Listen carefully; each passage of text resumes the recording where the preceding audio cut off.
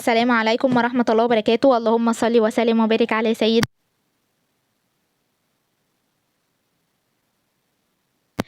النهاردة بقى هنعمل مع بعض الأكلة المصرية دي، يعتبر الكشري المصري بطريقة ممتازة، يعني بطريقة بصراحة جميلة.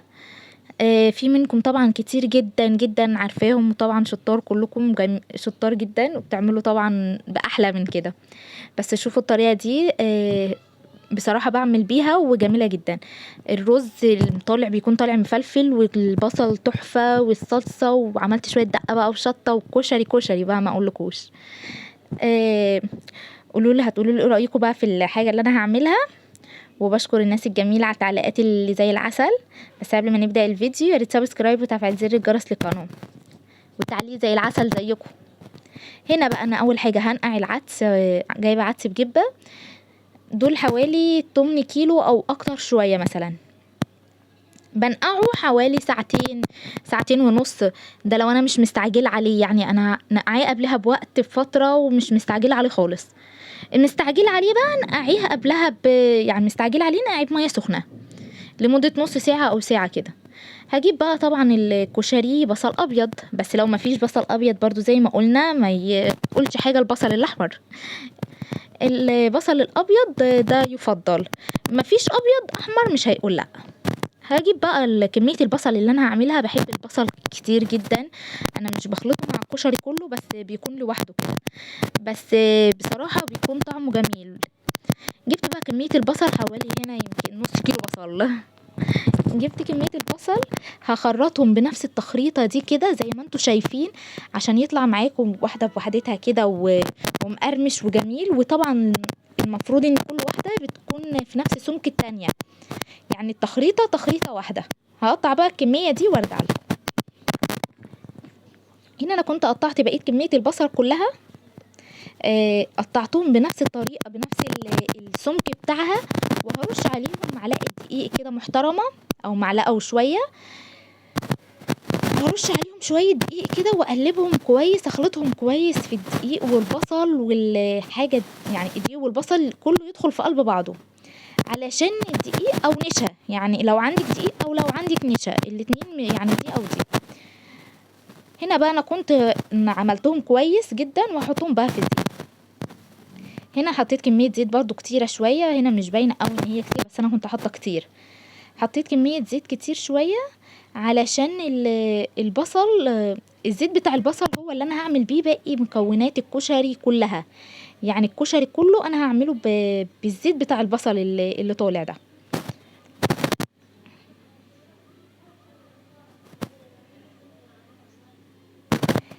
هسيبه بقى هنا لحد ما يتحمر كويس. انا بقى مش هفضل كل دقيقة، انا بس هخلي النار عليه هادية شوية. مش هفضل كل دقيقة كل شوية شوية على طول اقعد اقلب فيه اقلب فيه، عشان ما يتكسرش منك، لان هو كده لسه طري. فشوية وتقلبي فيه تقليبة تانية كده بالراحة. هنفضل على هذا النظام ده كده لحد ما لون البصل كله يكون لون واحد زي النظام اللي انتوا هتشوفوه دلوقتي.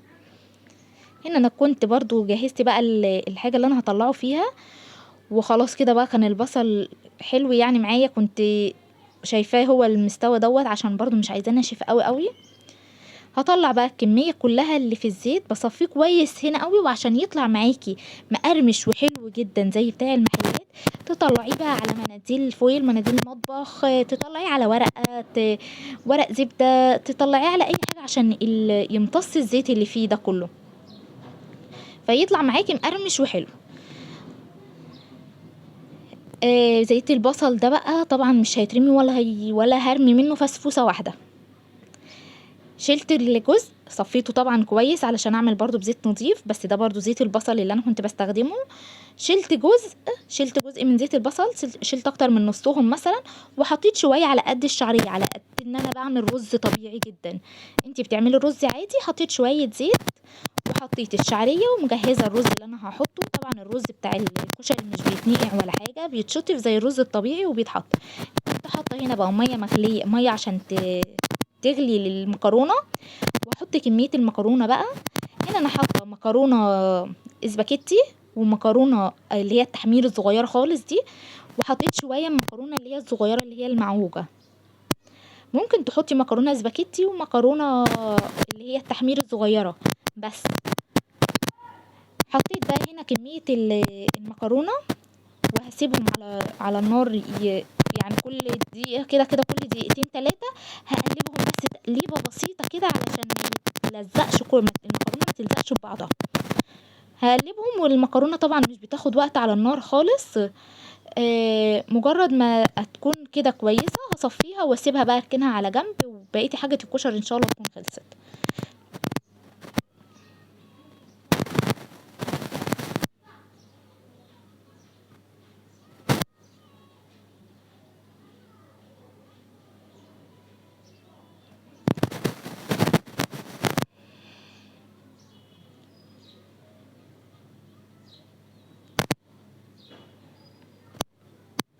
هنا كانت خلاص قربت تستوي، انا الكاميرا بس كانت مصممه عليهم شويه.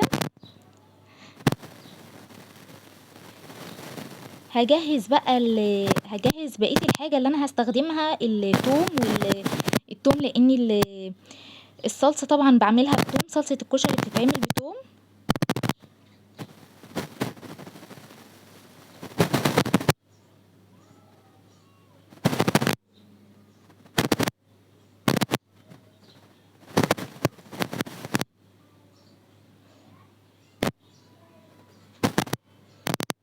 هنا انا قلبتهم تقليبه بس بسيطه، قلبتهم تقليبه واحده وهسيبهم. هنا كانت الشعريه اتحمرت خلاص،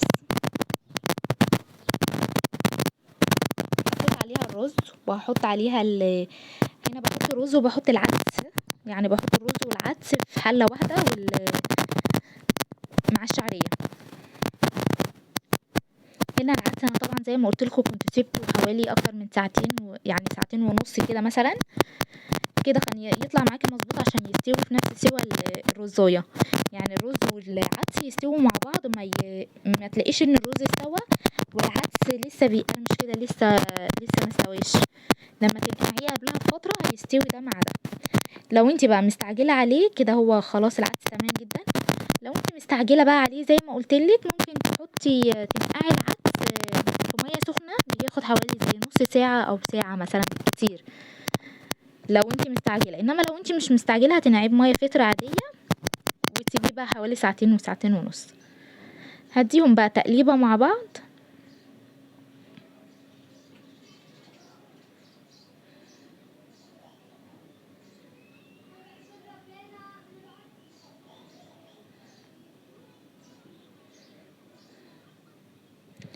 التوابل بقى اللي انا هحطها عليه، البهارات اللي انا هحطها عليه، هحط ملح وشويه ملح وشويه كمون بس. دول اللي انا بحطهم على الرز بتاع الكشري.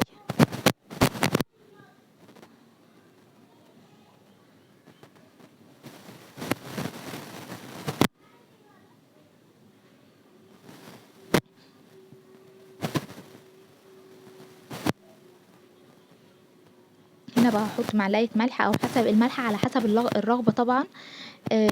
في انا بس عارفه المعيار بتاع الملح اللي انا بحطه، فعشان كده طبعا حطيت على طول الملح وشويه كمون تاني صغيرين، وهديهم برضو تشويحه تاني مع بعض، وهزود بقى الميه وهغطي عليهم.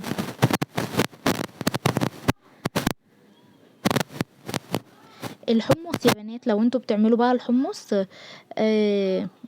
الحمص هتجيبوه هتحطوه طبعا، هتنقعوه مثلا شويه، وهتحطوه على نار هاديه برضو، يعني نار متوسطه، مع شويه ملح وشويه كمون. هيغلي بقى براحته، هيغلي كويس، ولحد ما تطلعي حمصايه تلاقيها استوت، تلاقيها طبعا عامله، يعني انتي بتسلقي لوبيا، بتسلقي فاصوليا، بتسلقي الحاجات دي، فهتلاقيها هتكون زيهم كده. تحس ان الحمصايه استوت هتطفي عليه. بس انا ما عملتش حمص مع الكشري. زودت بقى كميه الميه اللي انا عايزاها، وهوطي عليه، وسوري هسيب النار زي ما هي عاليه لحد بس ما يتشرب. هوطي عليه النار، وطبعا هكون مغطياه.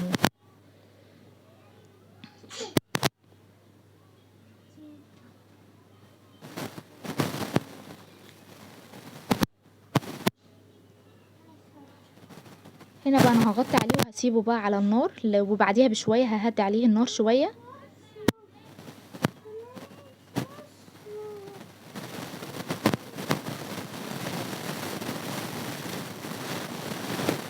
انا سيبته بقى على جنب كده، سيبته يستوي براحته لحد ما شويه يعني، لحد ما استوى كده خلاص كده.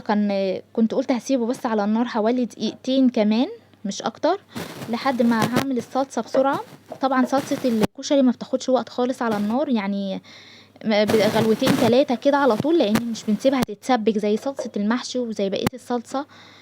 بتاخد غلوتين 3 كده وبنمشي عليها.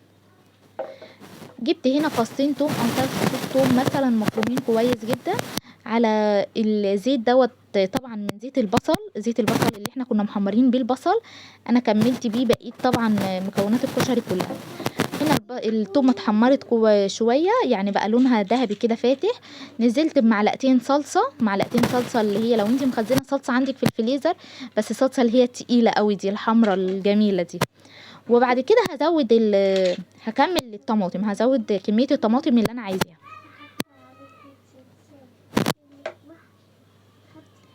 كده انا زودت بقى كميه الطماطم. بيطلع معاكي اللون احمر بتاع الصلصه، شايفين اللون الزيت بتاعها اساسا بقى احمر ازاي وجميل، يخلي معاكي الصلصه لونها احمر. حطيت شويه سكر، التوابل اللي انا هحطها، حطيت شويه سكر وشويه ملح وشويه كمون وسنه فلفل مثلا صغير